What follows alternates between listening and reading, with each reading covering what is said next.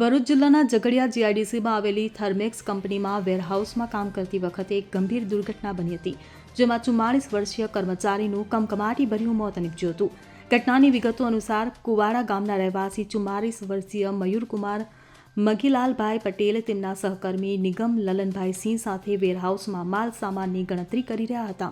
તેઓ રિસ્ટક ગાડીના હાઇડ્રોલિક પર રાખેલા પિંજરામાં ઊભા રહીને કામ કરી રહ્યા હતા. ત્યારે અચાનક પિંજરું નમી પડ્યું હતું. આ અકસ્માતમાં મયુરકુમાર અને નિગમસિંહ આશરે 10 ફૂટની ઊંચાઈએથી નીચે પટકાયા હતા. દુર્ઘટનામાં મયુરકુમારને માથાના પાછળના ભાગે અને જમણા પગના ઘૂંટણ નીચે ગંભીર ઇજાઓ થતાં તેમનું ઘટના સ્થળે જ અવસાન થયું હતું.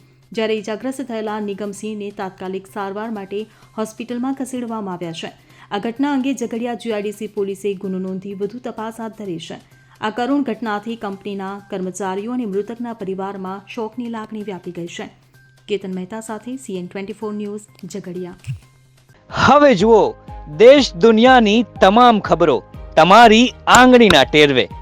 ઉઠાવો મોબાઈલ અને Google Play Store પરથી ડાઉનલોડ કરો અમારી CN24 ન્યૂઝ મોબાઈલ એપ.